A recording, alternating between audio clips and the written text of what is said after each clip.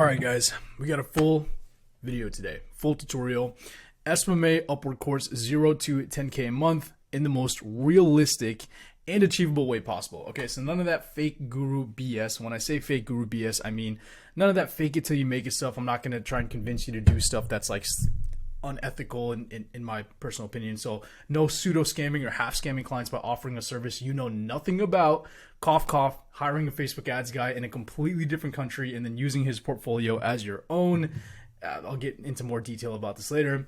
Now, the reason I don't like this is because unless you inherently have some sociopathic traits where you don't feel guilt or you're just extremely comfortable lying, then using these tactics is just going to stress you out and you'll quit before you even have a chance to find real success, okay? So like, I've made this really complex graph here to show you guys. When you fake it till you make it, it usually can feel like, man, I'm signing on these clients, everything is all good.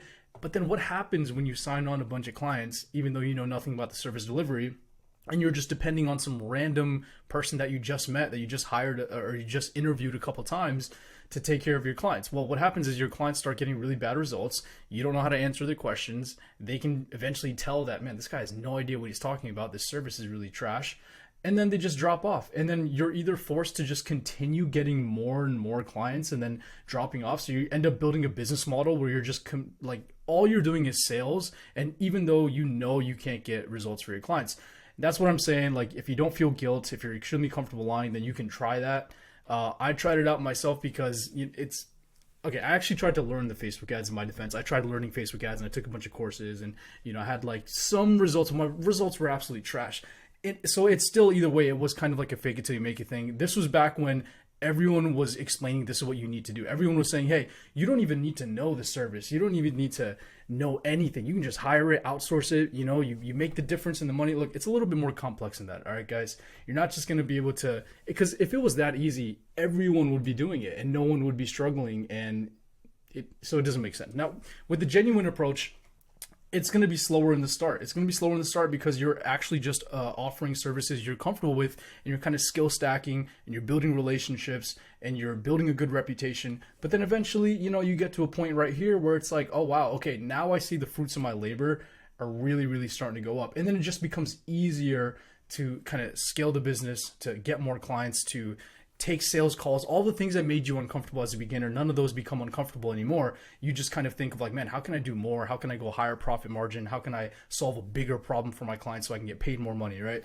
So that's kind of my whole philosophy on it. That's how I like to approach it. Like I said, I tried the whole fake it till you make it thing, but you're just going to quit. Most beginners, they're going to quit because they're just going to be like, man, this business model sucks. Like, they're just going to make it to the top. And then once you see the decline, it's just so discouraging having angry clients, man. Angry clients is the worst, bro. Because you just feel bad.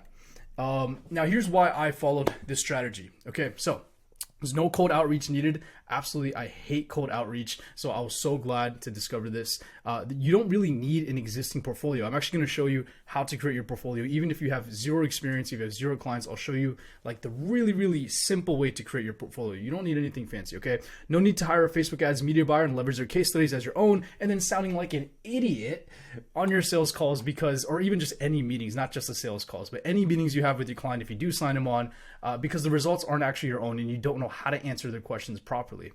Now look, there are plenty of videos on, Facebook ads, Instagram ads that you can be watching and you can talk in theory, but even when you just talk in theory, clients can kind of sniff that out.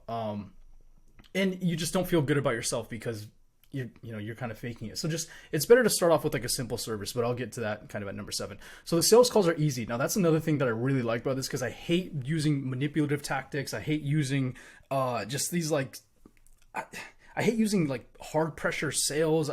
Because I've been harassed by so many people on sales calls and it's just annoying. I don't like doing it. Okay. I'm not a natural born sales guy, I guess. But the reason why sales calls are easy is because people are already interested in your service. Seriously, it really is like a cheat code, especially if you set everything up properly.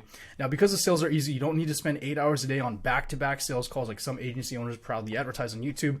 Unless you have a 15-man team servicing your clients, why do you even need to take so many sales calls? All right, it's probably because the clients hate your service and you need to constantly make up for the loss of clients at the end of the month. But with this strategy, you only really need to take 3 to 5 sales calls per week, close 2 to 3 new clients every month, and start stacking up the recurring revenue.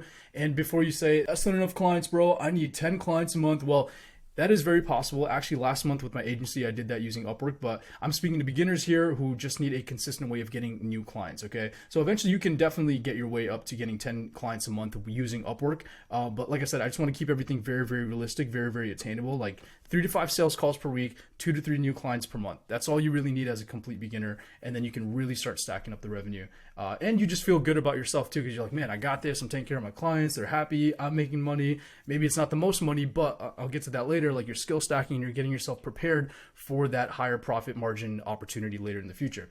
And you don't need to know how to run ads. So no need to run ads, no Facebook ads, Instagram ads, YouTube ads, nothing like that to get clients.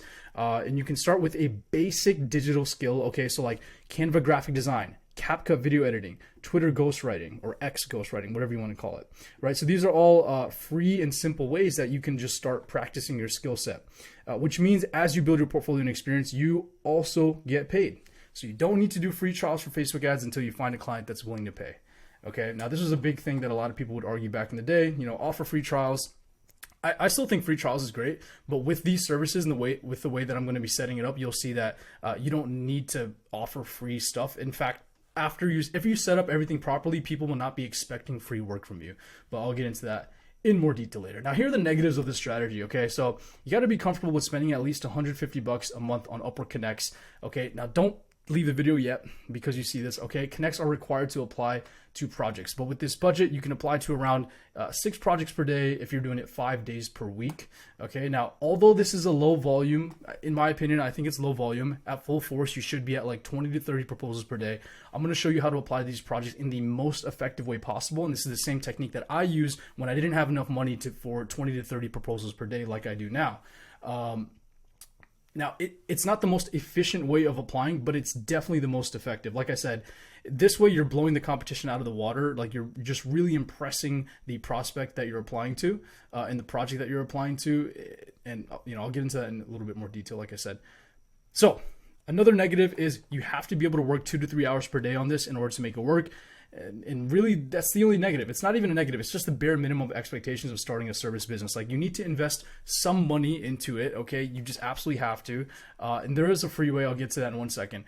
But like, just $150 is not that much money, guys, especially when you're considering you're going to be getting clients that are paying you thousands of dollars a month, okay? So you're spending $150 a month for the potential to get, and it's a really good potential if you do it properly, by the way. It's damn near a guarantee, if I'm being honest.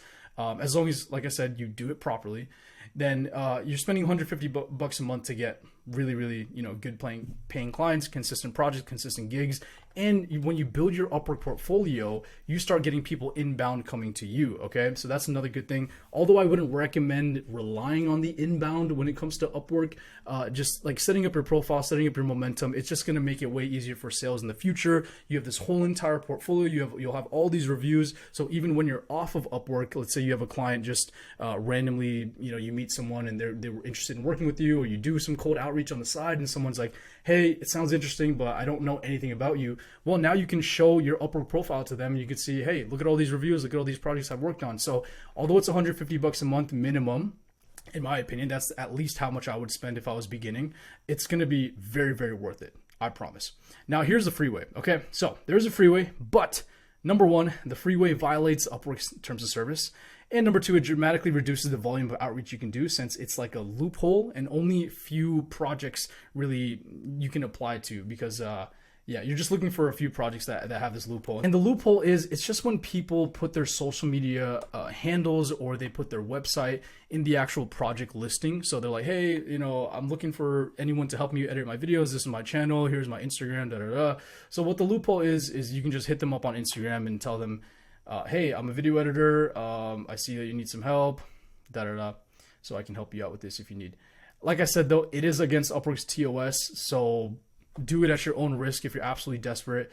In my opinion, like, if you're not able to save up and spend at least $150 a month though on this, then you might want to reconsider entrepreneurship and reconsider freelancing, because you have to, $150 a month is not that much. Okay, it is a lot of money. Okay, I'm not going to say it's nothing, but when you, in the grand scheme of like starting a business and growing a business, It's not that much. This is the easiest and the lowest effort and the lowest threshold way of consistently getting clients and really setting yourself up for success. Okay. So just get a part-time job, do anything that you can to try and get this $150 a month, mow some lawns, shovel some snow. I used to do that when I was younger. Work at, a fast food place if you have to. I've worked at Dunkin' Donuts. I've worked at 7-Eleven. Just stack up some money on the side. Just make get a part-time job. You're going to be making $400 a month in most countries at least, right? So that's kind of what we got going on here. Now, moving on to the next thing here. Why take my advice on this? Well, I have an agency that gets clients only using Upwork. Right now, I'm going to start kind of exploring other ways to get clients too, and then obviously I'll share with you guys what's working for me. But my agency right now only gets clients through Upwork. All of my clients that I have right now are through Upwork, which is pretty crazy. I've got like a few referrals too, but mainly through Upwork. Okay, I've been at 10K a month for almost a year, which is kind of sad because like the goal of entrepreneurship is not just to get to 10K a month. It's like you get to 10K and then you go to the next milestone, And I admitted in one of my previous videos too, my profit margins were not that great, even though I've done a really good job fixing it this month and kind of restructuring my team and kind of how we do our services. Long story short is once I hit 10K a month, I got kind of lazy. I got really lazy, but recently I got a new fire lit. And I'm really going pushing for 20K a month consistently now. Now, I started off with short form content editing, okay, as our main service, and I worked our way up to helping clients manage and grow their brand online with organic content. So before, I was just simply a tool for them. I was doing short form content editing. That's it. They would send me the videos, I clip it up, I send it back to them. That's it. Slowly but surely, I started offering other services, and once I got the case studies for these smaller clients, started leveraging to get bigger clients and more high-paying clients. Like for example, if you're helping someone with growth, then any growth type of service is going to demand more money than simply just being an editor, right? So now it's like you're an actual growth consultant or you're a social media growth expert, not just a short-form content editor. I've also generated over 100 million organic views for my clients. So I'm actually in the trenches with you guys. Not only can I help you get clients, but I can help you get results for your clients, assuming these are like social media organic content people. Like I said, with the paid ads, I'm still trying to figure that out. But here's some more proof that I have here. Okay, the channel got 2 million views, 2.3 million views the last 28 days, 10 million viewed short right here, 2 million viewed short, 1.4 million short, 1.7 short. These are only a few of them. Obviously, 100K views on this long form for this client, just to show you guys that I do actually know what I'm doing. Some payment proof. This was a screenshot from my last video showing a bunch of the new small jobs that I got, but they were little projects that stack up, especially when you consider like recurring revenue. Some more numbers from last month. This is all just from one client, by the way. So this is one of my clients just paying me for one of the services that I offer. As you can see, they've been paying me consistently. They stay with me for quite a long time. Right here is another client. So I've sent them 53 invoices. They owe me 4 right now. I got to get on the phone after this. Just kidding. We're cool. I trust them. But they paid $71,000 in total. So this is just proof to show you guys, not only can I get these clients, but I can actually help you guys service them. And I'm actually doing this myself. It's not just something that I'm like talking theory about. It's not just something where I, completely rip someone else's course and then I'm just selling it as my own. Anyways, so basically this video is going to be a summary of my full course using Upwork to consistently get social media clients. Now my full course and community are completely free. I do weekly group video calls to help you guys out. So it's like profile setup, cover letters, portfolio setup, so you can get clients consistently using Upwork. Also, I will give you advice on how to get results for your clients, like I said a billion times already. For access, just DM me on Instagram @AkashConvert. I'll send you the invitation link. It's called Agency Go. I got it on a hat. You know it's legit if it's on a hat, right? There's no way it's not legit if it's on a hat. I got a graphic made, one of my best friends. I paid him to make this sick graphic. Super talented guy. And yeah, so why is everything free? It makes no sense. Look, I cannot handle all the Upwork clients by myself. For every one client that I get, there are probably 1,000 that still need help. And that's where you guys come in. Right? I literally can't handle all of them, and I don't win every single project that I apply to. So that's where there's a lot more opportunity. Plus, it's very obvious that coaching and consulting is higher profit margin than freelancing/agency services. I'm going to start offering private one-on-one coaching for Upwork soon because I'm doing this to make money for me and my family. There's no secret about it. I'm not going to like try and hide it and try and trick you. But here's the thing. I think it's a win-win situation because if I help enough people get to 10K a month online for free in my group, some of you will hire my agency/coaching offer in the future. But this plan only works if I can first help you get money and make money online and get these clients. So our goals are directly aligned. I only started this seriously pushing this free group last month, and there are already members getting clients and making serious money. Shout out to Sam. And let's get into the actual video. So let's go over the entire course. Like I said, this is going to be kind of just a summary of the course. So if you want all the context, if you want all the comments that I make while kind of presenting this course, like the whole full legitimate version, it's free. Just DM me on Instagram and I'll give you access, okay? But let's run through this. So Agency Go, everything you need to make 10K a month with your SMMA or online freelancing business. All right, so how can you have the most or the highest and the best chance for success? You got to work at least 3 hours per day for 5 days a week on your business. Okay, you like at least, and most of these 3 hours are probably going to spend, especially in the beginning phase, it's just going to be spent on outreach and getting clients because you don't have any clients. But once you do get clients, be prepared to work a little bit more because once you have the clients, you can't just all of a sudden not take care of them. You have to make sure they're actually getting results and they're happy. Alex Hormozi said this one thing that has really stuck with me, and I tell this to my team all the time. I tell them, guys, we have to treat our clients as if, and we have to treat the entire business as if the only way we can get new clients is through referrals. So that's how you have to be with your service delivery and your communication and your relationship with your clients. The only way you can grow the business is through referrals. Have that in mind, keep that mental constraint, and then you will, trust me, you'll take a lot better care of your clients that way, okay? So once you get to that point, you'll have to dedicate more than 3 hours, but in the beginning, you definitely just need only 3 hours. You must also be okay doing extremely boring and tedious work for multiple months before seeing any results, okay? Look, all high-performing individuals accept this, like lawyers, doctors, engineers, athletes. They all dedicate like years and years of their lives towards extremely tedious and difficult tasks before they actually get into the position that they're in. So, you know, if you're trying to, like, when you're trying to be a freelancer, if you're trying to make 10K a month, if you're trying to make a lot of money online, obviously you are trying to be a, you know, quote unquote above average individual when it comes to finances and income, right? Now, in order to be above average, it means you have to do stuff that the average person is not willing to do. So that's why you have to be okay with this kind of stuff. Now, the good thing is, as a business owner, eventually you can hire out and you can kind of outsource the boring or tedious work. At least for the most part, there's going to be some things that it's just like way more beneficial for the business owner to take care of themselves and only makes sense for you to take care of. But a lot of the little things you can eventually outsource. So that's a really cool thing about having a business. Now, you must be okay losing everything and starting all over again. Now, this sounds very dramatic, but I just say this because there will be moments where maybe you have multiple clients just leave you all of a sudden, okay? Maybe you built a great team and then out of nowhere, your team just leaves and then everyone quits. Who knows what's going to happen, okay? Now, the thing is, like, as a beginner, most likely you're going to be making mistakes along the way that you couldn't recognize as you were making them, okay? Because you lack the experience, you just need to catch these things. You need to make these mistakes and then learn from them. And then in the future, when you're in a similar situation, you can catch yourself before you actually make the mistake. But you got to go through it first. And then hopefully watching these videos and watching other videos from other entrepreneurs and podcasts, whatever content you want to consume about this, hopefully that can help and kind of teach you the lessons before you run into them. But just be okay with this. And if you start it and if you get, you know, if you start this journey and you lose everything, like, it's okay to start all over again. If anything, the second time that you start, right, it's going to be way easier and way faster than the first time you started. So it's going to feel even better the second time because you're like, man, not only do you have a fire lit under your ass because you're like, dude, I just lost everything. I got to really get my shit together. I got to make this money. But now you have all this experience to go ham and just like build everything back up again, okay?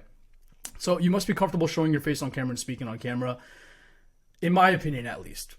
Like, if you want this technique to work, you got to show your face on camera and speak on camera. Okay, this is like, you don't have to be the most charismatic person in the world. You don't have to be a comedian. You don't have to be a jokester. But you got to be okay with showing your face. I mean, people are trusting you with, like, if you want clients that pay you thousands of dollars per month for multiple months, if not like years on end, they should probably know what you look like. And they should probably hear your voice and have like a relationship with you. So that's why I say you have to be comfortable with this, okay? Now, here I said be comfortable spending $200 to $400 per month on Upwork Connects. It's still possible to get results without Upwork, but by far this is the easiest way. So when I made this course, it wasn't dedicated strictly towards Upwork. It was like Upwork as well as a few other things that I was doing, mainly Instagram DM. So the way that I popped off and initially got my first few clients was cold DMs through Instagram, but it was extremely inefficient, which is why I leaned heavily towards Upwork, because that was just making it a lot easier to get clients. Now here I said 200, 400 per month on Upwork Connects. Over here, I said you need 150 a month. If I'm being honest, I think 150 a month is a good place to start. When I made this, ideally you want to spend more money, you know, but I think like after doing some math, after doing this like 6 projects per day, 5 days per week, if you're doing it the way that I teach you, then it should be really, really effective. Okay. Now, why do I believe in Upwork so much? Okay, I'm just going to keep this long story short, okay? The reason that I believe in Upwork so much is because, let me just show you this math, okay? Now, this is the calculations I did as of August 2023 when I was first making this course. So these numbers are a little bit old. You can see like February 2022 to August 2023, but the numbers are still really, really good right now. I just haven't done the math. I guess I just got lazy. But I spent $1,000 on Upwork Connect since February 2022 and made back $100,000 as of August 2023. And this was while I was struggling to keep my focus and work ethic consistent. Okay, so that's a 100x ROI. Even with Upwork's recent increase in pricing, let's say that they doubled their fees, which is definitely, you know, they definitely have not doubled their fees. Although if I'm being honest, depending on when you're watching this video, maybe it is doubled. But I would still have a 50x ROI. And this ROI keeps increasing every month because my clients stay with me for a really long time, okay? Now, there's some personal stuff here. You know, I dealt with some issues when it comes to my work ethic, when it comes to my mental health. And the reason I just share this is because imagine like me struggling with those things. I definitely had a below average work ethic, which I'm, you know, not proud of. It's not something that I enjoy sharing with the world here. It sucks to admit, but imagine what you can accomplish with a normal work ethic, let alone an above average work ethic. If you take these techniques and just run it up, right? You can probably accomplish a lot more than I did. And you probably have a lot better numbers than I did. Okay, so realistic timeline and expectations. Now, look, first things first, this timeline that I'm going to be making is completely made up. There are a few things here to keep in mind though. So for example, this was created with beginners in mind. Now I'm assuming you're somewhat technologically savvy and somewhat familiar with social media. If you have absolutely zero knowledge on technology or social media, then it may take you more time than what I planned out in this module, but don't feel obligated to stick to this time frame exactly how it's spaced out. Everyone's journey is different. The important thing is that you learn as much as possible and improve little by little every single day. Okay. This is a long-term thing here. This is not some get rich quick thing. This is a get rich, you know, with a high guarantee of actually getting rich thing. So the reason I did the tortoise and the hare was just the same example that I had up here, which is, you know, if you fake it till you make it, you're going to be thinking that you did a really good job, and then you make it to here, or you make it to here rather, and then everything starts dying off and you're just like, what the heck? Whereas the tortoise right here, he's going to be just steadily climbing. Okay, so that's kind of why I had this picture.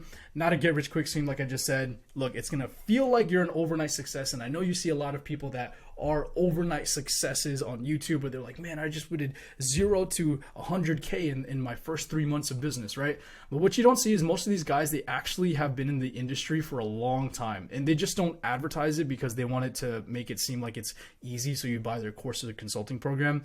I'm all about trying to be really realistic, and this is all the things that these people go through. So for example, if someone has a sales job, right? Let's say they've been a salesman for 3 years, or even not even 3, like even 1 year. Let's say they were a salesman for 1 year. They got really good training. They were like a really good salesman in their job, and they decided they want to start an agency. Well, obviously sales is going to be easy for them. So it's going to look like, oh my gosh, this guy's an overnight success. He started an agency last month and he already has 50 clients. He's signing on all these clients. Blah, blah, blah, blah.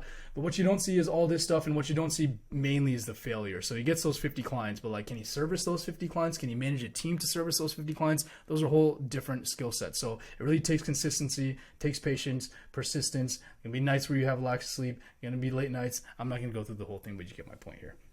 Now, churn. God, you gotta just take good care of your clients, guys. Okay, you don't want churn. That's bad. Now, for me personally, my journey to 10K a month, it took me around 6 months after switching to short form content / video editing agency. So and like I said, this is actually like, it shouldn't have taken me this long, but I was, you know, dealing with some stuff. I was a pretty lazy entrepreneur now that I look back at it. But it took me 6 months after switching to short form content / video editing agency. And before that, I was offering all sorts of things. I was trying to do Facebook ads, Google ads, website design. I was just bouncing around like crazy. So I was wasting a lot of my time.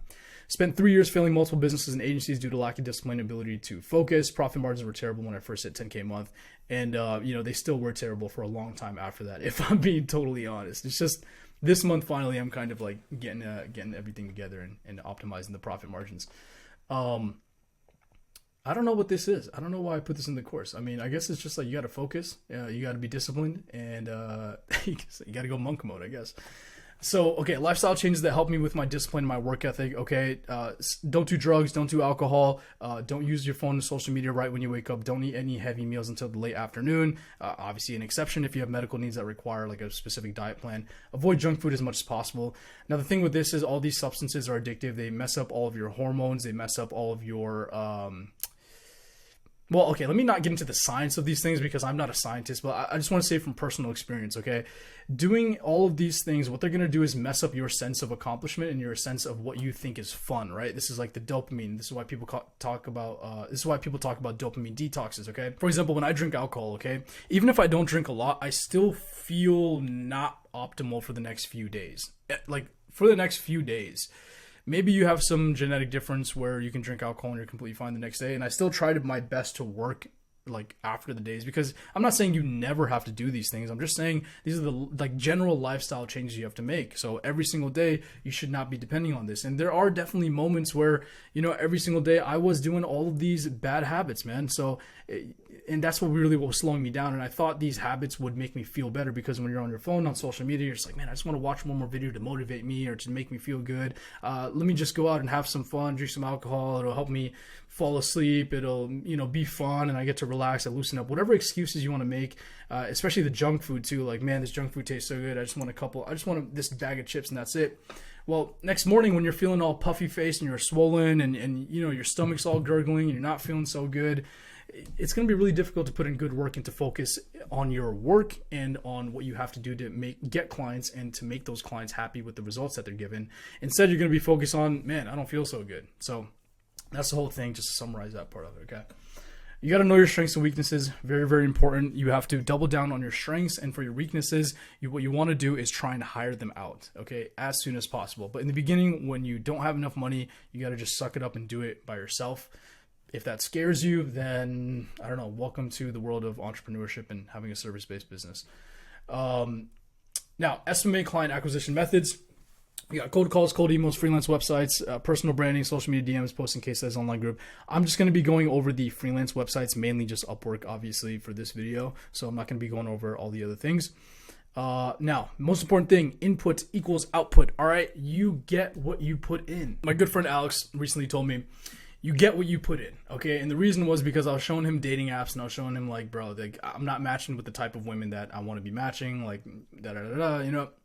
And he was like, bro, you get what you put in. So look at how your life is. Look at how your body looks. Look at how you're prioritizing your own health. And like, you know, if you're expecting to work with really good clients, hardworking clients, clients that want to pay you on time, clients that are happy to pay you, you know, good money, then you have to be prepared to be the type of person that those clients would want to work with. So you got to put in the work. My gosh, what the hell? And this also comes down to volume. So for example, right here, you know, if you're only applying to these 6 projects per day, I think that's a good place to start off with. But ideally, you really do want to be at this 20 to 30 proposals per day, because that way you have a lot more appointments you can take, and you can sift through and pick and choose the clients that you want to work with, rather than being kind of forced to just work with the first clients that work with you or that want to work with you, even though they may not be the highest profit margin client. Maybe they're not the type of service that you really want to do badly. Maybe you feel like it's not in your niche. It's not going to help your portfolio as much. So you get what you put in. Okay. So the input equals output. All right. If you want to make a lot of money, if you want to get clients, you got to get ready to put in a lot of work to try and get those clients and get those clients good results. So leverage, generating greater output for the same or less amount of input. Okay, let me just skip through some of this stuff. Here are some ways you can leverage things, okay? So virtual assistants, obviously team members, like hiring overseas. So you're paying someone, you know, let's say $10 an hour or $15 an hour, whereas the task that they're working on maybe could be like $30, $40, $50 an hour. So you're leveraging someone else's labor and their work hours, you know, to continue making more money. Softwares help, courses help, group coaching, all of these things help, because these are resources that will help you long term. So you can set up shortcuts as well. So for software, there's like cold email softwares. We're not going to be talking about it in this video right here, but there's like cold email softwares. There are softwares for project management, so you're not, you know, dealing with sticky notes. Courses, obviously, I love courses. I've taken a few really good ones and a lot of really bad ones, but the good ones definitely outweigh my negative experience with the bad ones. So very, very grateful for those courses. Group coaching is also something that is, you know, really good, because that way, not only are you because you get to be a part of a community and a part of a group that's kind of going towards the same goal as you. So not only are you going to be motivated and kind of kept accountable, but you can also see, oh man, I see Jill and Joe and Tom and Timmy are all making this type of money. If they're, finding this success consistently, then I can do it too. So it's like very motivating as well. So if you are already decent at service delivery, what I would say is just focus 100% of your time towards outreach. Maybe not 100, because you got to do the service delivery a little bit yourself too, bro. Most of your time should be spent towards doing outreach. Okay. If you're learning service delivery, so you're still kind of, getting into it, you're not like 100% confident with it, but you can do it at a moderate skill level, then you want a 50-50 split between outreach and improving service delivery. Okay, because without improving service delivery, the ROIs that I'm talking about, the 100 or 1000 or whatever X ROI that I was talking about earlier, you're not going to get it. The only reason I had such a good return on investment for my Upwork Connects is because these clients that I close stick with me for a really, really long time, on average like a 6-month lifetime value. That's just like average. I have clients that have been with me for over a year. So but that's only because I really try my best to be good at the service delivery. Okay, so if you're not good at the service delivery, you have to spend a good amount of time making sure that you're actually good at it. So code calls, none of that matters. But what does matter is Upwork. Okay, so Upwork and how to leverage Upwork, and that's what I'm going to be going over. So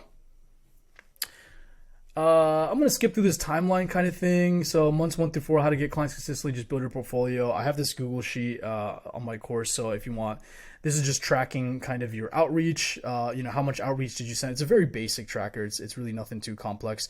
You don't have to use this, by the way. You can just make your own, whatever you feel most comfortable with. But we have the number of outreach you sent out, the number of responses, how many meetings did you set, meeting show up rate, OS per M, which is outreach sent per meeting, how many deals were closed, close percentage, outreach sent per client, and then any notes that you want to put in here.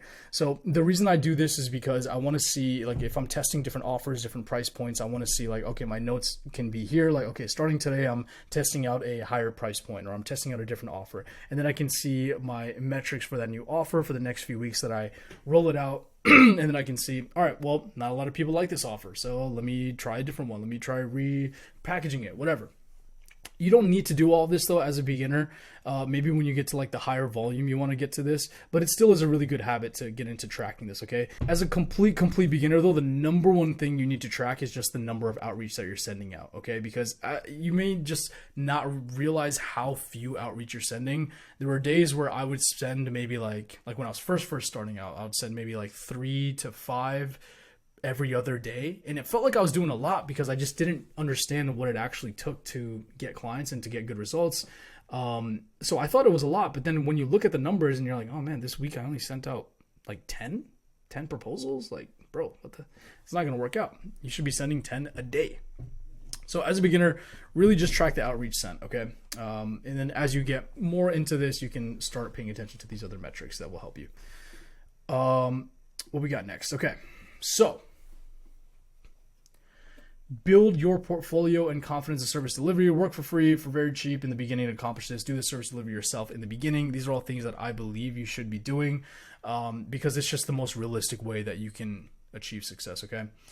First 2 to 3 months to build your portfolio, for work for cheap or for free. Next 2 to 3 months, raise your prices, start charging market rate, improve your service delivery quality. Even if this phase takes you a full year, the skills will be carried with you for the rest of your life. So this is something that's really, really important too, compared to other business models where you're not really developing any skills, or you're just kind of hoping on luck to make money, like, day trading, cryptocurrency trading.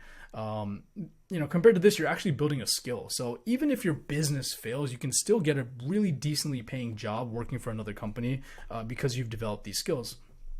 So also, guys, like I said, you don't have to follow this timeline to a T. It's just kind of like a rough estimation of what I think is realistic, but you can definitely do it a lot faster if you really wanted to and if you were down to grind.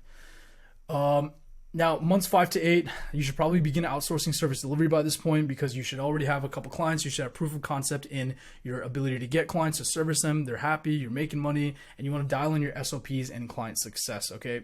You always want to be doing this even in the beginning, but especially once you start outsourcing service delivery, you better make sure whoever you're outsourcing to is a beast, okay? Because you don't want it to be where you were taking care of your clients and your clients were happy, and then all of a sudden you introduce a new team member and now the results are worse, the communication is worse, just their whole entire experience and how they feel about working with you is now sour. You don't want that. So that's why I say you want to really dial in your SOPs and your client success, okay? SOP stands for standard operating procedures.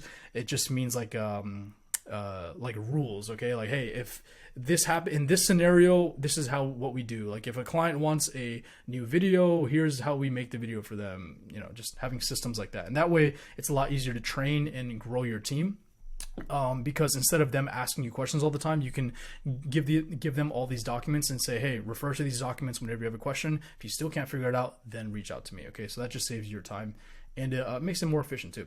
So create efficient hiring process, provide test assignments, find the best price to value ratio, months 5 to 8. You want to continue optimizing client results, create SOPs for service delivery. I already said that though. Is this just a repeat? Maybe not. Okay. Phase 3, months 9 through 12, increase your prices, okay? Charge slightly higher than market rate if you have a great service delivery, which means higher profit margins for you, which is good. And you continue getting more clients, okay? Now, stress and work ethic management, okay? Look, just do what you can. Everyone's life is different. Everyone's preference is different. Just live the life that allows you to work hard. and not make it really, really difficult. Okay. Now for me, that means no drugs, no alcohol, minimal junk food. I only drink water and coffee, rarely consume sugary drinks, avoid heavy carbs before dinner to prevent sleepiness. So when I say this is because for me personally, like let's say for lunch, I eat rice. My family's Asian. We eat a lot of rice, especially growing up. Now for lunch though, if I eat a lot of rice, I'm going to be sleepy and I cannot work. So for me, I avoid heavy carbs. Productivity boost, work while standing. That was a really big game changer for me because I really struggled with the sleepy thing. I don't know why, but if I'm a little bit bored for some reason, I just get so tired. Even in school, I really struggled with this, which sucked because even if I was interested in trying to get a good grade, it was just impossible for me to stay awake during class. But one thing I realized was if I just work while standing up, then I can't go to sleep. Like I can't get tired. So there's no need for an expensive stand-up desk. If you just have a regular desk and then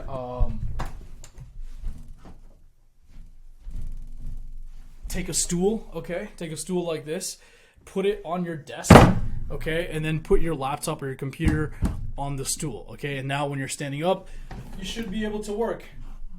You should be able to work while standing up, okay? This stool actually kind of looks nice, right? Not bad. But you don't need a fancy one like this. It could be anything. It could be even books. So put a bunch of your textbooks, right? Lay that up so that you can be careful, though. Don't hurt yourself. I don't want to be liable for any injuries. Someone's going to be like, man, you told me to do this in your video, and it fell on me. All the books fell on me. All right. I'm not responsible for the books falling on you guys, but I'm just saying, try standing up. It might work. You know what? You don't need a book. Hold your laptop like this. Hold your laptop like this and just work like this, all right? I don't want to hear any excuses. You can make it work. Yeah, no need for an expensive stand-up desk, okay? Find what foods affect your energy and adjust. Like for me, like I just said, the rice. Can't be doing rice in the AMs or even in the middays, man. Otherwise, I just fall asleep. So I try to only eat rice at nighttime. It'll help me fall asleep. Prioritize discipline and consistency. The core of accomplishing anything is discipline and consistency and doing boring work. So you just have to realize that and you have to accept it. If this is a path you want to go down, accept that you need to become disciplined and you need to be consistent. You're probably going to need to do things that people are going to laugh at or think are corny or cheesy. But if it works for you, it works for you. For example, in the mornings right now, I have like a morning I don't want to say mantra, but it's like a reminder list. I would say it's a morning reminder list. And when I wake up, I just read the reminders and it really sets me in the right mindset for the day. Like I wake up and it's motivating. Like I basically just read a motivational thing that I wrote to myself as reminders. And then I wake up and I'm like, all right, I have a mission. I know what I got to do. I know what I have to avoid, stuff like that. And it is kind of corny, I'll admit. It seems a little corny. It seems a little weird, like doing that kind of stuff. But if it works, it works. So I don't care. A few more things to try out, okay? Pomodoro effect or Pomodoro method is like 15 minutes working, 10 minutes rest, repeat. Change the numbers to your preference. Maybe you want to do 30 minutes working, 10 minutes resting. Some people really like that. Other people like to just bang out 7 to 8 hours of work in one sitting. One thing I would recommend, though, is tracking your work time on Clockify. Okay, Clockify is a website. You can just, clock in, clock out. Really easy. You have to be honest with yourself, though, obviously, and only track it while you're working, not while you're taking your breaks and away from work. So bathroom breaks, okay? Bathroom breaks that you're going on, little YouTube videos that you're watching, TikTok videos. Maybe you're like, I'm just going to watch one Instagram reel. I'm just going to surf Instagram for like 5 minutes. Log that off. So make sure you clock off, and you're literally only clocking in when you're sitting down and you're working, okay? Because when you do this, what's going to happen is you're going to realize you're only working probably 2 to 3 hours per day on actual work, and the rest of it is either you're going to the bathroom, you're cooking food, you're washing the dishes, you're cleaning your room, you're texting your friends, you're on FaceTime, you're doing all this stuff that's not actually working. So this is a huge game changer for me. And not only that, but after a while of tracking your time, you get to see your history of your work ethic. And for me, that was a big thing, because when I look back at my Clockify, right now it's kind of consistent. Thank God I've been able to kind of fix my work ethic issues. But back then, bro, my Clockify is like this. Like, there's some months where I'm really productive, other months where I'm not doing anything. And yeah, after seeing that, it really puts you into perspective of like, oh my gosh, this is the reality. This is the raw data. Like, this is not an emotional decision. This is not something that I'm just making up and that I'm thinking is a theory. This is actual data that I can't work consistently. So I need to fix that. And then, yeah. And then once you see the numbers like stack up, it motivates you too, because you're like, man, I got a good 6 hours in today, 6 hours of pure work. This is good. 6 hours I think is a good place to start. And then especially if you're struggling to work consistently on tedious stuff, even start lower than that, 4 hours. If you're really struggling, then start with something really low and achievable, 4 hours a day, and then work your way up to like 6 hours, 8 hours, 10 hours, whatever you want to do. If you're a maniac, go 16 hours. Why not? Watch for caffeine intolerance rising. Or watch for caffeine tolerance rising, or avoid it in total if you don't need caffeine. So like, I like caffeine a lot, actually, if I'm being totally honest. Definitely not addicted to it. Like, I probably just have 1 cup of coffee a day. Sometimes I might have 2 or 3, but those are really rare that I'll do that. That's probably just because I didn't get enough sleep the last night. And in those scenarios, I just try to fix my sleep pattern to make sure I don't have to continuously drink that much caffeine. I also do take pre-workout, but the pre-workout, bro, it gives you such a good pump, man. It's like, the workout is crazy when you take pre-workout. It just feels a lot better. But if I'm being honest, I am starting to realize that I'm getting a little bit of a tolerance to the pre-workout. It's not working as well. So I'll probably take a couple of days off. Like today when I go to the gym, I'm probably not going to take the pre-workout. And then, yeah, workout. Try exercising. Exercising feels really good. It's just good for you in general. You feel good about yourself. Let's see. Okay.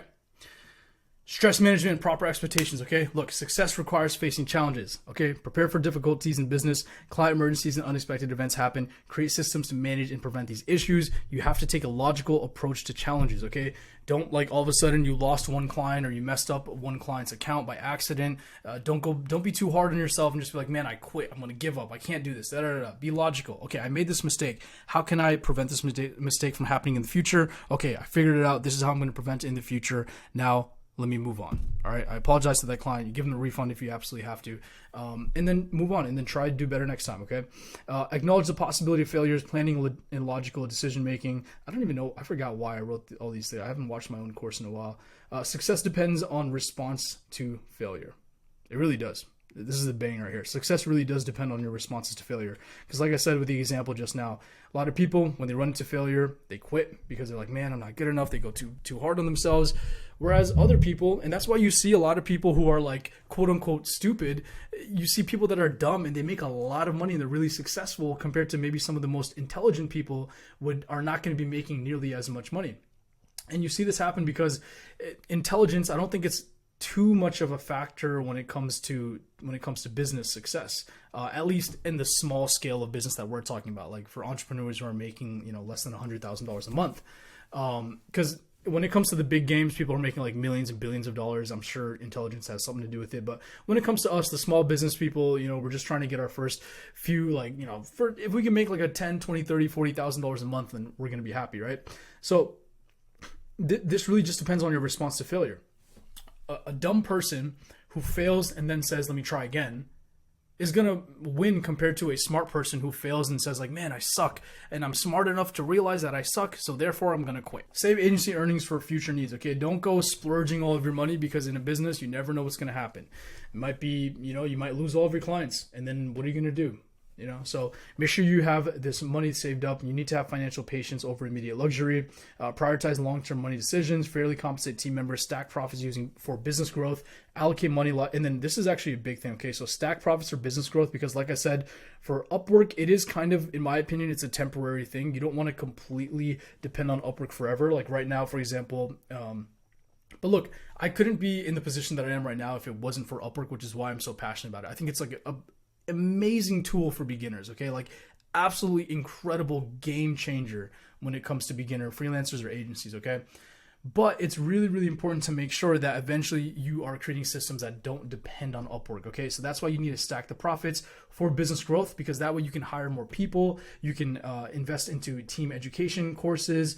Obviously, you want to avoid risky investments, stocks and cryptos, but you can also invest into ads. You can figure out other cold outreach acquisitions. You can hire someone for research and development. The more money you have, obviously, the better and easier it is to run the business. And focus on controlled business decisions, okay? Now, the SMMA business explained. Okay, so basically, I'm going to assume you already know what SMMA is. But basically, it is a business where you provide a marketing service to clients that involve social media. This could be like digital advertising, all these examples here, social media page management, content creation. We have all these examples here. Website creation, optimization, sales appointment setting agency, SEO, search engine optimization. So like appointment settings is when you do sales calls for clients or book appointments into their calendar. Technically, maybe that's not social media marketing. It's kind of just like a sales agency that you have, or an appointment setting agency, but it's a really common business model in the space of SMMA as we know it. So that's what that is. Now, right here is kind of how you get paid money. Okay, so this is just the theory of it's showing you like the labor arbitrage. Okay, so you have a customer, they give you $1,500. You're the business owner. You pay $600 in team and operating costs. So $1,500 minus the $600 equals $900 profit. Okay, so that's just like, just showing you really high level view of what it looks like. Obviously, it is not this easy. It is not just as simple as collecting money and then giving someone else money and then everything is like all good. There's going to be a lot of work that you need to put in to make sure that your team and your operating costs are as low as possible. Trust me, I would know. My profit margins were trash for way too long. My team has always been great though, which is something I'm really, really thankful for. But yeah, you got to make sure that you're, there's more than just this overview simple graphic. Okay, it's not this easy.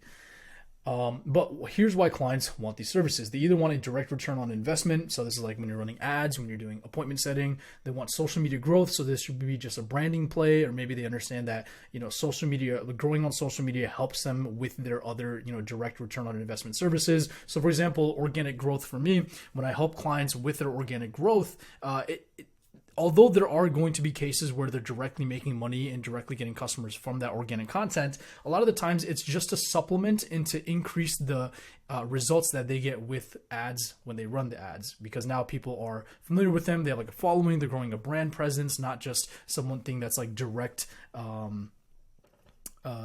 to consumer, not direct to consumer, not something that's just purely ad based where you're just like spamming ads in front of people to hopefully get their attention. Like this is what I help people with is growing an audience and setting up their brand so that people are happy to give them the attention and want to give them the attention. Okay, so offloading page management could be another reason why people want these services, and like I said, branding could be another reason. So it's just like, hey, I need a really good logo. Like I know it's not going to make me money, it's not going to help me grow on social media, it's not going to help with page management, but with a new logo, my branding is going to look so sick, whatever. Okay, so those are kind of the main things that people will hire for.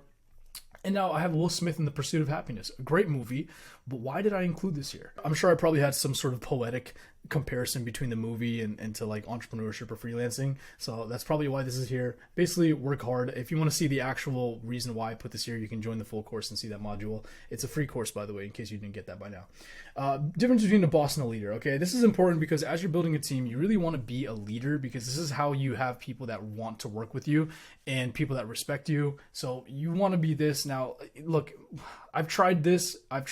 It's way more fulfilling to be this type of leader or this type of boss of the company rather than someone who's simply just yelling and giving orders and You have to share the vision with the team. You have to make them understand that it genuinely is a team effort. It really, really is. Without your team, you're not going to be able to grow a business. So you have to make them realize that, and you have to make them realize that, you are also working as hard, if not harder than them. And that way they're just motivated, and you have like a culture going on. Okay. The tortoise and the hare, back at it again. Not sure why I put this here, but it's okay. Now, intro to digital marketing and platform algorithms. God, I'm going to be here all day doing this video, man. Okay. Digital marketing is marketing a product or service online. Traditional marketing is like print ads, billboards, TV commercials, radios, etc.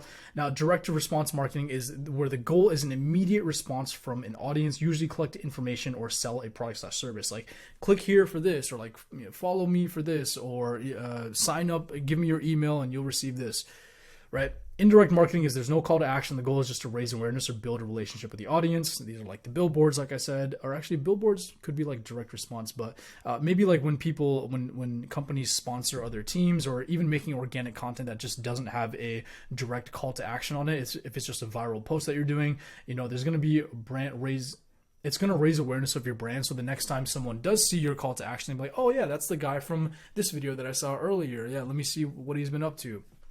Let me see what he's offering. Funnel, not a funnel cake. I thought that was funny, which is why I included it.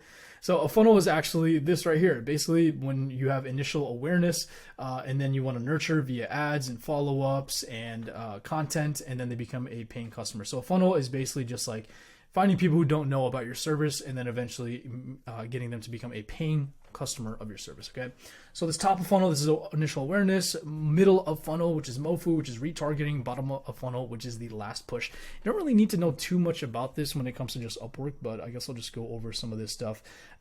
You can look at this if you want to. This is like optimizing your funnel. This is for ads mainly.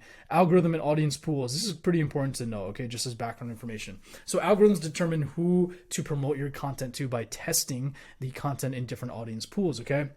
So you got small pools, medium pools, large pools. This is a very, very overview explanation of how it works. But basically, when you're making content, when it comes to organic content or even ads, how they're presented from these algorithms, let's say Instagram, for example, Instagram, it will show your video to a small pool of people that they think likes your videos. And then if enough people actually engage with that video, and they're actually viewing the video, they're commenting on it, they're sharing it, they're doing whatever indicators the algorithms currently have at that moment to indicate that someone is interested in your content genuinely, then they'll be like, oh, okay, it worked in this small pool, let's show it to one more small pool. And then if it works in that, let's show it to one more small pool. Or they're going to show it to a medium pool. So these small pools usually will have more similarities, okay? So let's say this is like the make money online. Let's just use Andrew Tate as an example. These are all the people who like to watch Andrew Tate, and they find another small pool who also likes to watch Andrew Tate. And then maybe they're like, okay, let's do a medium pool. These guys not only, they sometimes watch Andrew Tate, but they're also watching other people as well, okay? And then even the large pool. So this is people who not only watch Andrew Tate, but they're also watching other make money online stuff. They're watching real estate stuff. They're watching digital marketing stuff. So it's like if you succeed in here and you succeed in here, then you'll continuously get pushed out to larger and larger audiences. And like I said, it's a very, very overview explanation of it. I'm sure it gets a lot more complicated when you get deep into it, but this is just to basically explain the basics of it. Intro to social media management and creative services. So social media management is just helping clients manage their social media pages, including content creation, page and community management, content branding strategy, analytics tracking, not necessarily separate services, more like a package deal depending on what you decide to offer to your clients, okay? So you don't have to do the content creation if you don't want to, or maybe you only do the content creation. That's what I'm referring to. Now, why do clients need this? Well, clients need this because it saves them time. It also allows them to skip the learning curve of understanding social media trends and best practices. The best case scenario would be finding a client. This is what I really try to do myself, which is you want to find a client where you know they have a lot of potential and you know that they are good on camera. They the content that they make or the brand or the story that they have is very, very powerful, but they just don't know how to use social media. Like they don't go on Instagram themselves. They don't go on TikTok. They don't watch YouTube videos. So they don't know how to even structure everything. For people like me who do this all the time, it's, there are rules that you see and there are patterns that you see to success. So then you can tell that client, hey, hire me. I already know all of these things. Here's all the proof. Here's my portfolio. Here's the case studies. All you have to do is X, Y, and Z. And if we do X, Y, and Z for long enough, I know for sure you're going to grow an audience, okay? So social media management isn't a good service because it's not ROI driven and clients can always find someone cheaper to work with. I used to hear this all the time, especially a few years ago when people were trying to push SMMA and push becoming a Facebook ads agency when everyone was trying to get people to do that. And there's some truth to this. It's definitely a cheaper service. But look, a client can always find someone cheaper to work with. not really something you have to worry about, because clients want creative and reliable talent. Okay, many are willing to pay a premium for this, as well as work with you for a long period of time.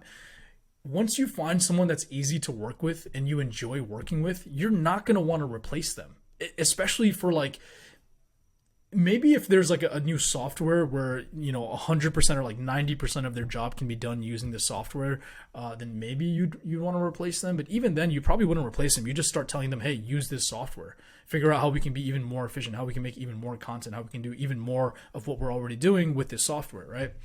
So as long as you're a good person, as long as you are doing a good job with your clients, and they're not going to replace you, you don't have to worry about that stuff. It is a slightly lower profit margin item or profit margin service. But the thing with social media management is, compared to ads, if you're not doing a good job with the ad campaign, you're only going to have that client for like 2 months, maybe 3 months, right?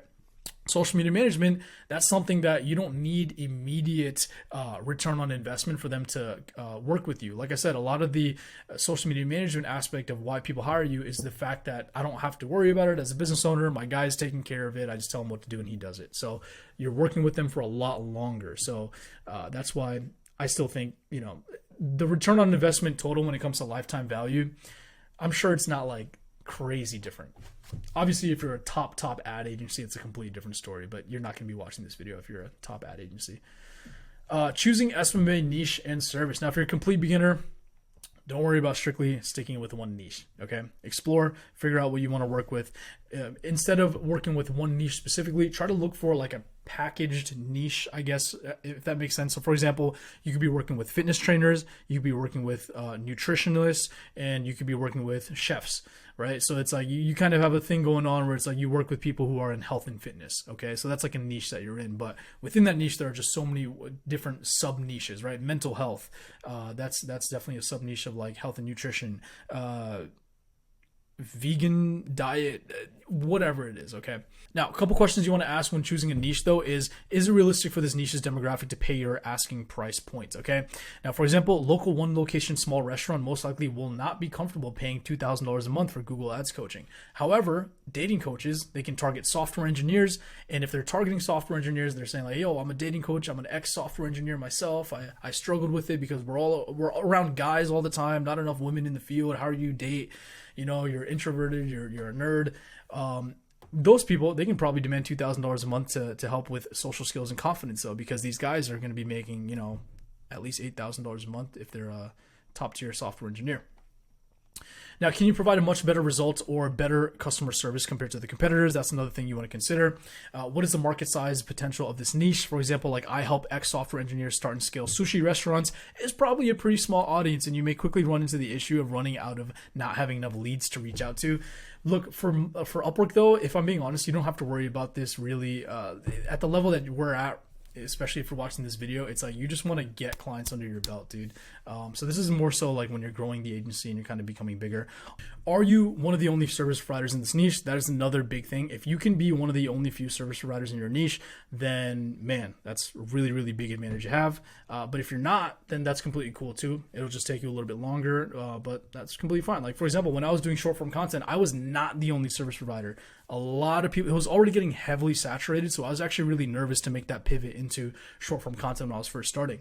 But I just thought, okay, I'm just going to do better than everybody else. So let me just try to be better and try to get better results and stack my portfolio and work with like better clients so that it's more impressive and I can continue working with higher paying clients and get those bigger jobs. Is this something that you're extremely passionate about and can't imagine yourself doing anything else? So like let's just use like the fitness niche versus like the roofing niche, right? Or like construction niche. Okay. Let's say there's a lot more money in the construction, but you absolutely love fitness. Like this is what you do all day, every day. Then, why would you go for the construction stuff? Even though you can make a little bit more money, you're just not going to have as much fun. And then when you're having fun in business and you're genuine about helping your clients and building your business and genuinely passionate about what you do, it really shows, and you're probably going to end up making more money actually doing the passionate thing. And even if you don't, you're just going to feel better about yourself and you're just going to have a much easier time just living life.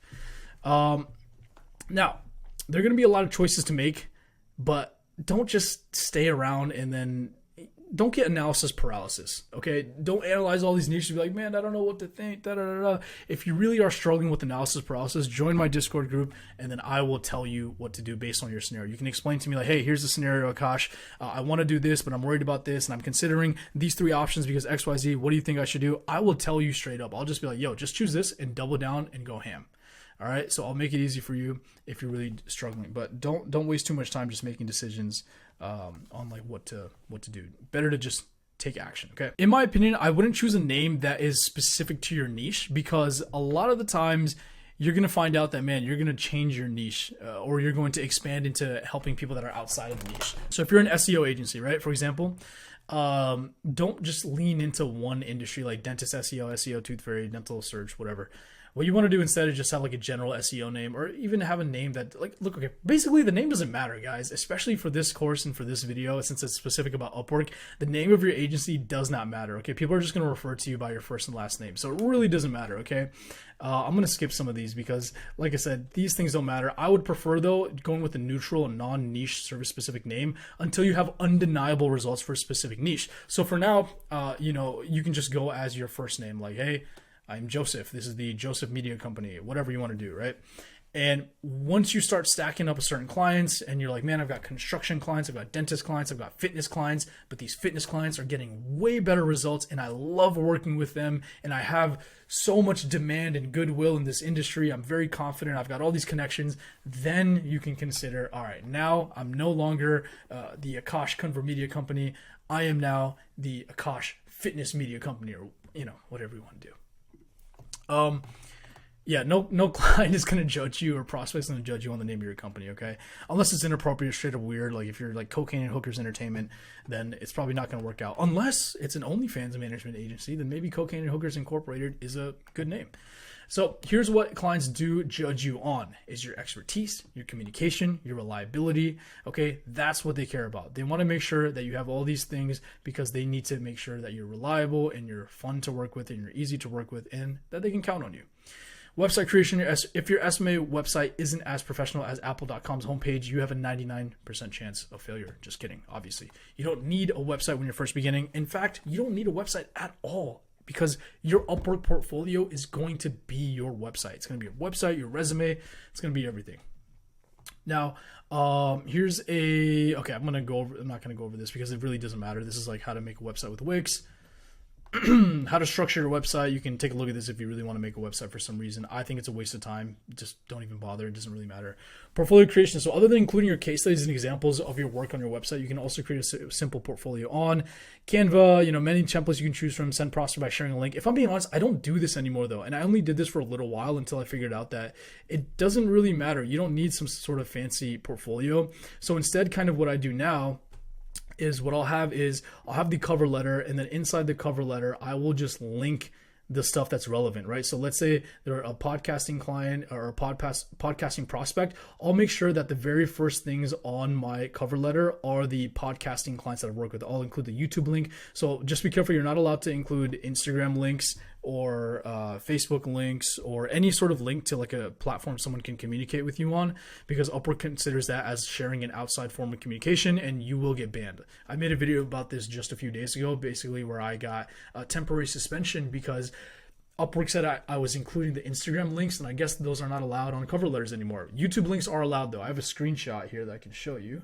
from an Upwork chat person just as proof. Okay, so YouTube links are not allowed. He said you can definitely include your YouTube link in the cover letter. However, we do not allow sharing contact info prior to getting hired on a contract. Okay, so until you start a contract, don't be sharing outside communication. Don't share your email, your website. Don't do anything like that. Even a Calendly link, I wouldn't do the Calendly link. If you want to be really, really on Upwork's good side, which I think you should stay on Upwork's good side until you can until you can explore other mediums and you have enough money to explore other outreach methods. Okay, so that's kind of what I do. I literally you don't need a fancy presentation, and then also not only do I have that on my cover letter. So like I said, on the cover letter, I'll usually include links of relevant projects. But then also, not only that, that's for like video editing. So I'll show them like, hey, here's some video editing stuff you can see, some edits that I've done, short form, long form, podcasts, vlogs, whatever. But also in addition to that, what I'll do is I'll include case studies of growth. So the results that I've gotten for my clients. So that'll be just at the bottom section here saying, here are the growth results that I've gotten. This client went from 0 subscribers to, however many subscribers. That looks like a phallic object. I didn't mean to do that. But yeah, that's That's my point. My point is you don't need a fancy presentation or anything like that, guys. Just make sure the actual portfolio item itself is good and just list it on your cover letter. Like just link the YouTube video, or if it's like a thumbnail, you can attach the thumbnail to the cover letter. But yeah. Branding, content, and copywriting psychology. My God, do we have to go through this? This is going to take forever, man. I'm not going to go through all of this because this is going to take forever. And it's not really relevant when it comes to Upwork stuff. I guess it is kind of good to know. So if you want to watch all this brand positioning stuff, you can go in the full course. I'm not going to go over it because, like I said, it's not really too relevant. I will go through content psychology, though. I think this is pretty important. So content psychology, you obviously need to do competition analysis. This is like finding the proof of concept for understanding what your target demographic enjoys watching. And this is what you'd be doing for your clients if you're a social media management service provider or social media growth service provider. Find content topics that are underserved in their niche. Search your niches or their niches, keywords on YouTube, TikTok, Instagram, Google search popular niche influencers. Look through influencers' top recent top performing content. What you want to pay attention to is the way that the title is written, the length of the videos, the hook that they use in their videos, how they script their videos, the editing style, what makes them influential too. So what makes them influential means like what are they doing that's not just in the videos, okay? Because the video is one thing. The video isn't a good title that'll capture attention, but what will capture followers in a loyal audience is what you're doing outside of just the videos. For example, like Iman Gaji is a really good example. Okay, what makes him influential? A lot of people followed him because not only he wasn't just a regular guru, he was actually building schools in Nepal. He was doing all this philanthropic things. He had a really his life story was really intriguing. It was really he accomplished a lot of things. He overcame a lot of difficulties. So that's what makes him influential, right? Same with these guys, what makes them influential, a bunch of stuff. They're doing some pretty cool stuff. Mr. Beast, obviously. So it comes down to credibility, authenticity, and having charisma. It doesn't mean you need to be a smooth talker. It doesn't mean you need to be a comedian. It just means you need to be charismatic to your niche, okay? So these guys are really good examples of this, obviously. Now, what do they all have in common? They consistently created content for many years. Their accomplishments are inspiring. Their charisma on camera is good, I guess. They have social proof, right? So they hang out with celebrities, they hang out with they collab with other people that are also influencers, they're trustworthy. And the storytelling and pacing of content, okay? Basic storytelling principles: you want a hook that introduces conflict, stakes, and main characters, introduce character flaws and foreshadowing, build tension, release some tension, plot twist, character development, build tension again, conclusion, and call to action. Now, I'm not saying you need to write a story like the Little Red Riding Hood or Cinderella or anything like that. But you want to take these principles when it comes to forming your own content, helping your clients with their content, okay? This is just an example that I have here. I'm going to skip through some of this stuff just for time. Content pacing, this really depends on the type of videos that you're helping your clients with. But yeah, I'm going to skip these two. Copywriting psychology. In order to get people to actually watch your content, you need copywriting skills to convince people to click on your video. You also need to be able to script engaging videos so that people actually watch the whole thing. I already went over the scripting aspect of the video, but here are, for example, I was going through scripting, I think, right here. So this is just a quick little example. I'm not the best script writer. I'm not the best copywriter, but I do know enough to get my clients the results that we've gotten them. So I'm not terrible at it either. Another thing with copywriting psychology, you want to elicit an emotional response and curiosity, state unique selling points, use the same language as the target demographic, familiarity, use appropriate style of copy. So like the video title, social media posts, email sales letter, websites, they all have a different style that you can be writing. Learn to write better copy by studying the most successful marketing campaigns that ever exist. Watch YouTube videos about it, read successful sales letters and magazine articles. Practice your own writing by having multiple prompts, writing a few every day, and then the next day rereading what you wrote and improving it. Another way you can improve your copy is by trying to create a Twitter account and growing the Twitter account. And that way, not only are you working on your copy, but you're also working on social media growth. So now you have that other skill set kind of stacked up. Now, SMMA pricing and invoicing. Okay, so you can either do hourly pricing or flat rate pricing. If you're completely new, charge whatever the client is willing to pay you if they're a good case study client. When I say case study client, I just mean like maybe they have Like if you're completely new and you can work with a client that has 10,000 followers, do that, because then in your next meeting that you have with someone who has 50,000 followers, you can tell them, yeah, I've worked with medium sized or smallish accounts before, not as big as 50,000, but I have this one client who has 10,000 followers, and then that client that has 50,000, like, oh, okay, cool, I see the potential. He has proof of concept working with people who have audiences existing. That's what I had to do a lot in the beginning. Okay, I had many clients where I was like, this is a really good case study opportunity. I know I'm not going to get paid for this nearly as much as I should, but this is going to get me set up so that I can get paid even more in the future. So that's what that is all about. Now, what's a good case study client? Any client that already has an existing brand with a decent number of followers online. I don't know what that was for. How do I outsource the work if I'm charging hourly? Well, be careful. For Upwork terms of service, I think you would have to do the hourly yourself. Like you have to use Upwork's time tracker if you want to. So you have to be careful, because if you're not doing that, then technically you don't have the same protections that Upwork usually provides. So if you're charging hourly, then what I would recommend is just find like a base price that you think is going to make sense. Like, so, for example, let's say your rate, you want to keep it at like, I don't know, like $25 an hour. Okay. It can be higher. Trust me. I'm just using 25 as an example. Okay. So let's say you're charging $25 an hour, and you know that for a short form video edit of a certain style, it's going to take you on average 1 hour to do. I didn't even need the calculator.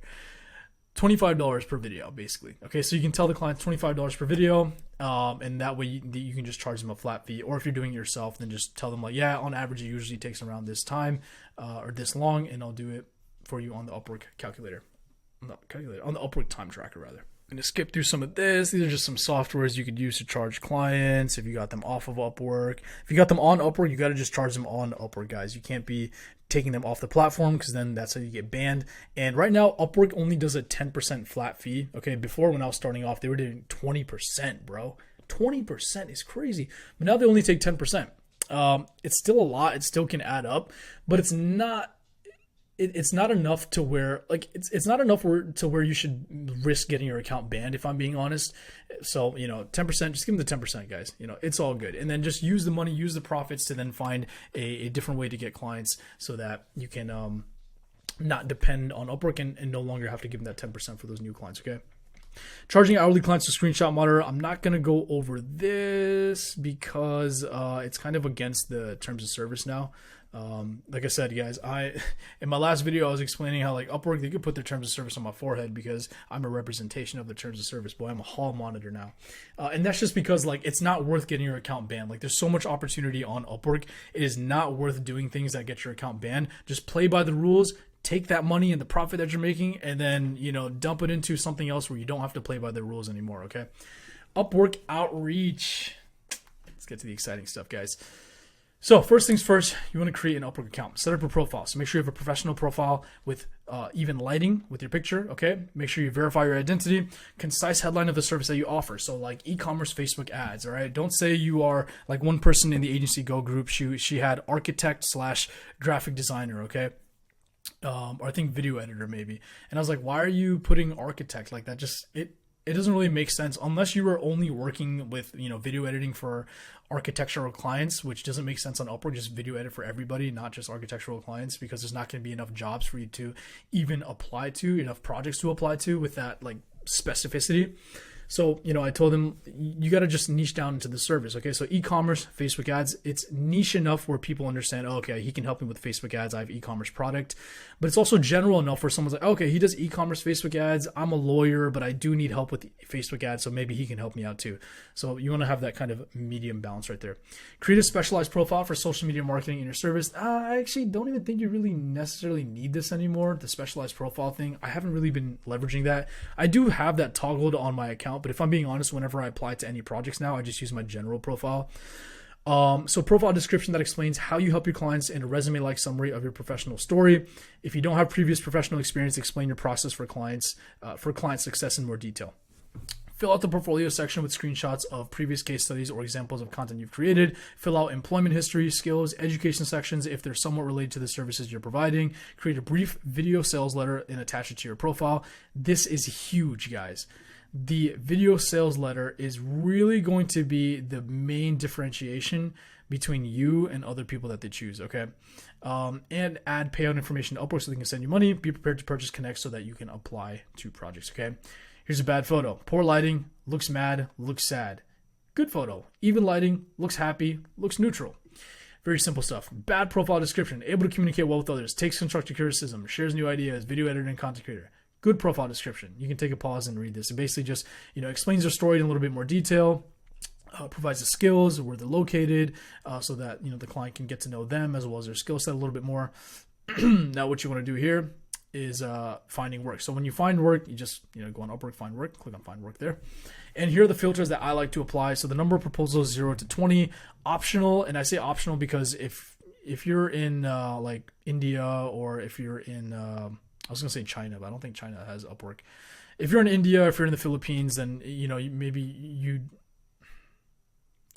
maybe you can afford to work with clients that are not in these countries. But for someone who's from the US like me, I can really only afford to work with the clients that are from the US, Canada, UK, or Australia. These are English speaking countries, and they're willing to pay a higher budget for the projects. So that's why, I prefer working with them. The hourly budget depends on what stage you're at and what your service market rate is. And the fixed price budget, which is all budgets, filters when it comes to fixed price budget. I just do all budgets. Sometimes people will accidentally click on fixed price. So if they respond to you, make sure to ask them for their budget or for the work that they need. Okay. For example, there's been a few times where I applied to someone where their fixed price budget was $40, but it turns out that they meant $40 an hour. So they just kind of messed that up. So that's what I'm referring to here. Few things to watch out for when applying to projects. Okay, so be cautious of applying to projects where the client account has 3 stars or lower. Usually this means the client was difficult to work with. If I'm being honest, I just apply anyways, and I just try to be a little bit more careful when it comes to the pre-screening. So I will apply to them if you're really, but that's also because I'm like applying to as many things as that I can. If you're starting off, then maybe you don't want to waste your connects and money applying to these types of stuff. Be careful for scam posts. Okay, if a post ever tells you to email someone or fill out a form that leads you to another website or app, there's a high likelihood that they're running some sort of scam. Don't waste your time applying to YouTube automation posts. The majority of these people are looking for someone for $3 an hour despite what they put as their budget.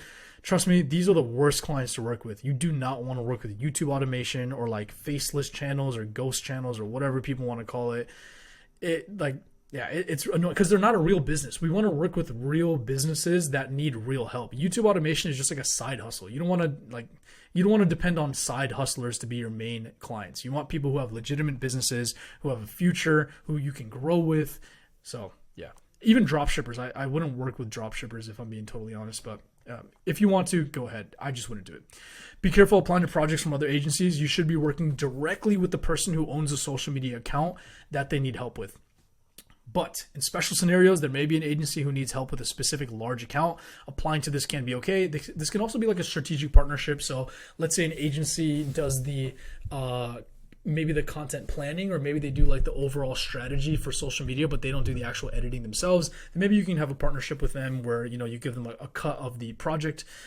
You have some sort of referral fee, something like that. And then also another special scenario is like, let's say it's a celebrity account. Okay. So as a celebrity account, they have a production team that works with them, and the production team wants you to help them with some of the content. In that case, then do it. Because now you can put on your portfolio that you've been editing videos for the celebrity account. So even though it kind of breaks the rules of directly working with that client, it's still really, really beneficial.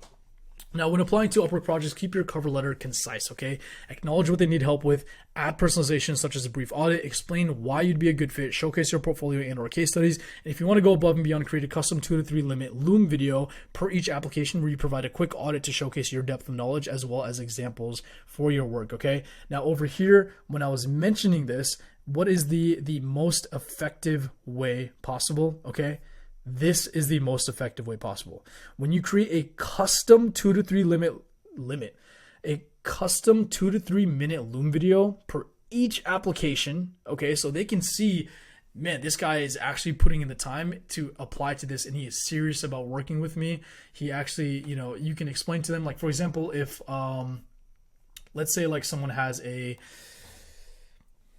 like let's say someone attaches their YouTube channel to the actual Loom video, okay, or to their project, okay. So they have their YouTube channel there. What you can do is open their YouTube channel in another window, in another tab, and then you can show them like, hey, I see your YouTube channel here. I see you need help with the editing. What I can do is, I've noticed immediately for room for improvement, what I would do is I would change the title of this video. Instead of having it this, you should try out this title for this video. I noticed the thumbnail is not that great. What's more optimal is if you take a thumbnail idea from the bigger channels, such as this channel is similar to yours. You can see their thumbnail has this whole thing where they have a person here and they do this. So you can give them specific examples and you can give them like a mini audit on the spot. Okay. So that's what I did when I didn't have any money and I was just like trying to make every single connect and every proposal be as effective as possible. That's what I did. Okay. So I would recommend that as well. Once you have your solid cover letter, copy and paste this into a Google Doc so that you can reuse it when applying to future projects. For the areas in your cover letter that are personalized, use brackets such as, like this. Just make it look like, literally write it down like this: bracket, bracket, personal, bracket, bracket. So you know to change it for the each application. Yeah, because writing each cover letter by hand is just a waste of time. There's no point in doing that. So just copy and paste it into Google Doc. That way, whenever you apply to a new one, you can just reuse that, okay? Upwork projects may also include additional questions after the cover letter. When you answer each of these questions, copy and paste them into the same Google Doc that I mentioned right here, so you can reuse them in future applications. Some of the most common questions are like, I think some of them are like, list clients that you've worked with in the past. Have you worked with similar projects? Well, explain your experience, stuff like that. They're pretty generic. Instagram DM outreach, I'm not going to go over this. Outreach KPI tracker, I kind of already went over this. Total number of outreach you sent. Yep, yeah, I already went over this stuff in the beginning. Personal branding to get clients, I'm not going to go over this. Discovery, meetings, and sales calls. So this is pretty important. Everyone has their own method of approaching sales calls that aligns with their personality or their niche. Better yet, guys, if you want to know more about this, I just made a recent YouTube video about it. I think it's the most recent one that I made, actually. So if you want, you can go ahead and check it out. I go into more detail and I kind of just explain exactly how I structure my own sales calls. So right here, yeah, sales calls for social media management prospects. Okay, so check that out, and then you'll get to see like kind of the exact script that I use. Now, here's something that's important to know, though, okay? Everyone has their own method of approaching sales calls that aligns with their personality or their niche. So get out of the mindset that sales calls is a complex conversation where you're playing mental chess with your prospect. Instead, you have to view sales calls as a mutually beneficial qualification and consulting conversation. Take sales calls if you're a doctor, or as if you're a doctor who's figuring out what's wrong with the patient. My sales call script is not word from word. I have a bullet point script, so the conversation is more natural, but I'm still hitting the right talking points. To prevent objections, prospects should be warmed up through content, or you should address these objections in your portfolio. Downloadable document with common objections from prospects. That's like part of the full course. Now, avoid these mistakes. Do not use studying sales as an excuse to procrastinate and waste time, okay? Don't be like, man, before I take my sales calls or before I do outreach, I'm going to spend this entire month studying sales. Guys, there's nothing to study. Like, you don't need to know the neurolinguistics. You don't need to analyze their body language and facial expressions. That's just a waste of time. Just talk to people. It's just a conversation that you're having. And I get passionate about this. I'm getting mad because I'm just thinking about my previous self. I was in that shoe. I was in those shoes. And yeah, I just wasted too much time, man. So there's no need to do that. Do not enter sales calls thinking I have to close this client, otherwise it means I'm a bad salesman. No, you don't want to close every single client. If you close every single client, it's going to be a headache to run the business because you're going to close clients that are difficult to work with or don't actually qualify to work with you. So you're not going to get them good results. And now you have to all this unnecessary stress. So you really only want to close the clients that are a perfect fit for you. Even then, you're not going to close all of them. They might go with a competitor. They might choose a different route. It's all good. It's just the name of the game. Do not try to replicate someone else's personality if it's not similar to your own personality. So this is another thing that I ran into. So when I was doing this, and this is another reason why I say don't waste your time studying sales, because inevitably you might try to replicate someone else's personality on the sales call. And if it's not you, then it just feels weird. It feels awkward. And, for me, for example, I stutter. I'm not the best speaker. So when I tried to be like a smooth talking salesman with a script memorized, it just came off weird. And none of those sales calls were successful either. The only ones that are successful are the ones that I feel comfortable with, which is the bullet point scripting where I'm just being myself. Social media management service delivery. All right. So there's a lot when it comes down to the service delivery aspect of things, guys. If you want to, I'll actually make a complete video just based on this, because this is going to be, it's going to be like a 20-30 minute video on its own just for service delivery. So I'm not going to go over that. In this course, I go through kind of like the basics of it, so you can kind of look through how to do that and how to like do a content planner, stuff like that. But like I said, I'll go through that in another video. Video editing and service delivery here, I don't actually even go through it in my in this course, because like I said, that's another entire course. Our course is dedicated simply just for video editing, and luckily there's enough information on YouTube where you can figure out how to do all this stuff on your own. But like I said, I'll make sure when it comes to the service delivery stuff for social media management, I'm going to be creating a video on that. When it comes to the video editing though, guys, YouTube is your best friend. I've got some other resources here that could help you create videos though. Thumbnail design, service delivery, same thing is like,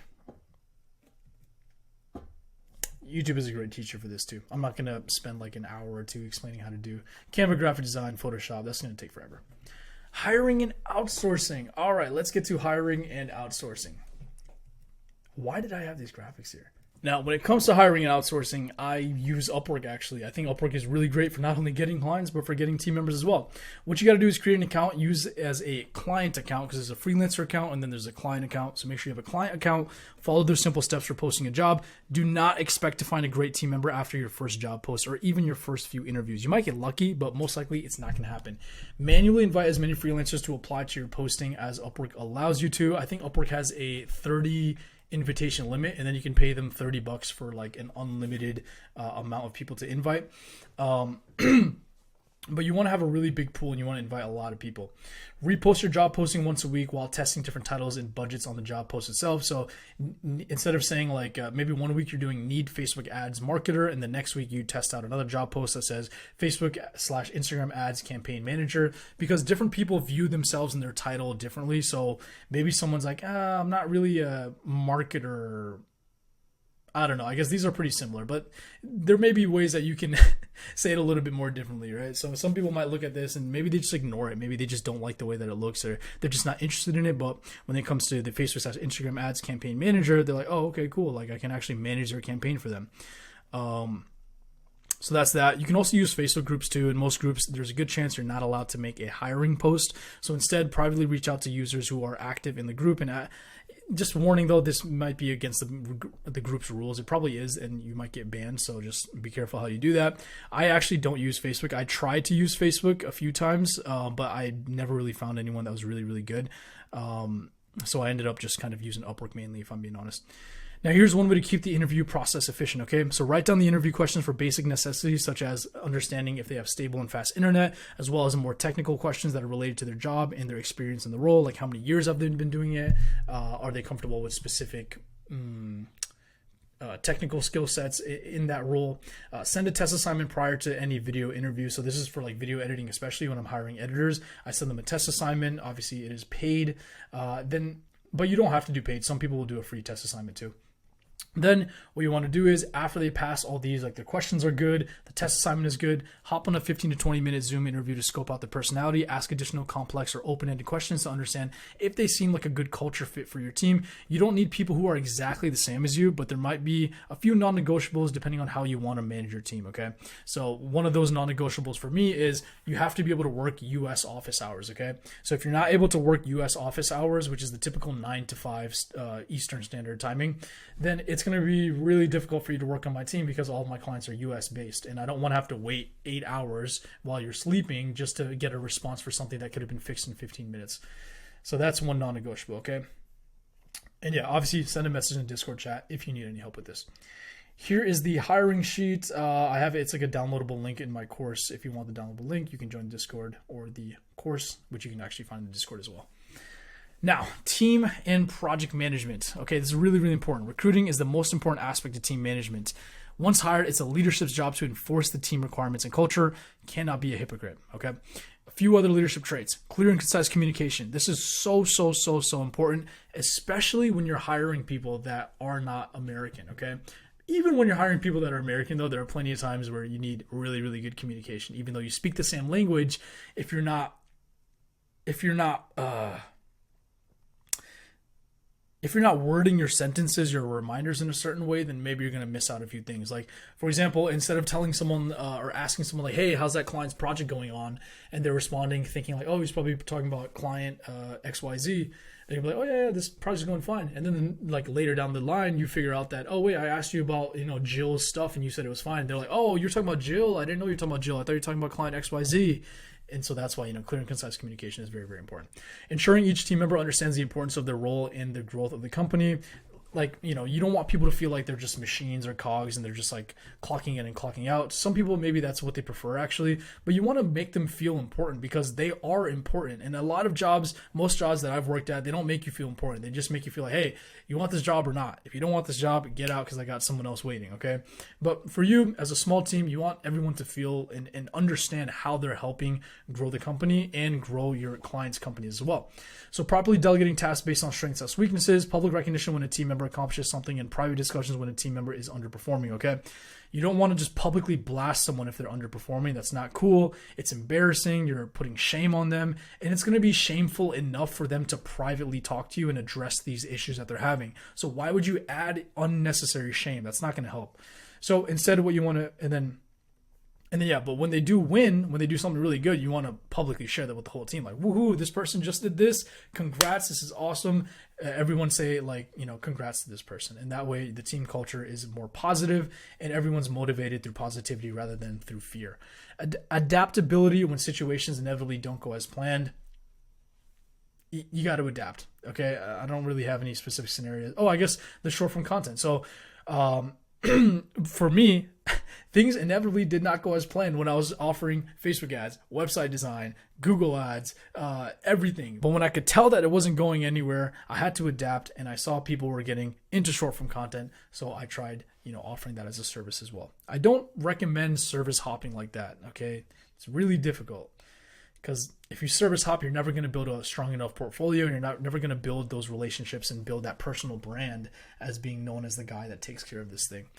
Skill development, which means you facilitate the improvement of your team members' skills. So when I was first starting out, I used to do, I don't do that anymore because we have a small team and everyone's been with me for a long time. So everyone's like really good at what they do. But when I was first starting off, we used to have meetings very frequently to discuss like thumbnail designs, video editing styles. Basically, I was like coaching my own team. I was like, guys, take a look at this design element. See how like they have this and that, and see how this is edited. They put this hook like here. The spacing is like this. So I would coach my team and make sure that everyone is, just improving and is on the same page as what I expect from them.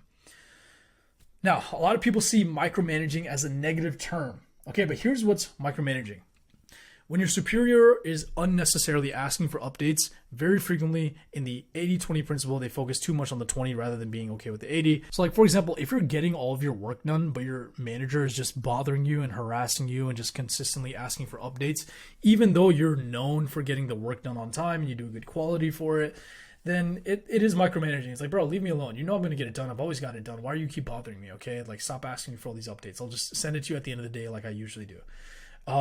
But my point is, don't be afraid to micromanage, because you have to micromanage people who are consistently making the mistakes or don't complete the work on time. I've had to deal with this a lot. I don't want to be known as a micromanager. I don't want my team to feel like I was a micromanager. But to the few guys that I've had to let go from the team, I had to micromanage them because they weren't getting their stuff done on time. I would ask for this deadline. The deadline would come up. I would have no updates. Now, when it comes to that, you just got to fire the person, man. Like, if someone is not reliable with their communication and their expectations, that's going to mess up your client relationship, and you have to protect that client relationship to your best ability, okay? So I had to micromanage these people, and as soon as I'm figuring out that, man, I'm micromanaging the crap out of someone, I'm already finding a replacement for them, because that's not how you're going to build a sustainable business. You should have people who are smart enough and responsible enough to take care of the tasks that are given to them, and so you can focus on other aspects instead of having your brain 50-50 split between, man, are they even doing the work? Now I'm worried about this, and I'm stressed, I got to follow up. You shouldn't even have to think about that. You should have confidence in your team, okay? Now, when it comes to project management, I just use a Asana project management board. I actually have this old YouTube video that I made, how I use Asana for SMMA, not sponsored. It's still on my YouTube channel. You can check it out. And it's basically the same way that I manage projects now. Like for my client, Beyonce, bet you didn't know that. Beyonce is my client. Just kidding. She's not. That'd be pretty cool if she was. I just have like in queue, in progress, revisions, approved, complete. So I just use this. You can use a Trello board. It doesn't have to be Asana, whatever you want. But basically, you do need somewhere for project management. You need to make sure that you're absolutely being organized and that you're not missing out on anything. So guys, if you follow all of these steps, okay, you will get clients. I promise you will get clients using Upwork. And if you need help, join my Discord group, Agency Go. The free course, the full course that I just went over here, except in more detail, is also available. And we have the weekly group Zoom calls, so I'll be able to help you there. You can answer questions or you can ask questions. I'll answer them to the best of my ability. And not only that, but I'll be messaging back and forth to members in the group as well. Most importantly, for success, you have to know this one thing. You get what you put in. Input equals output. So get to working.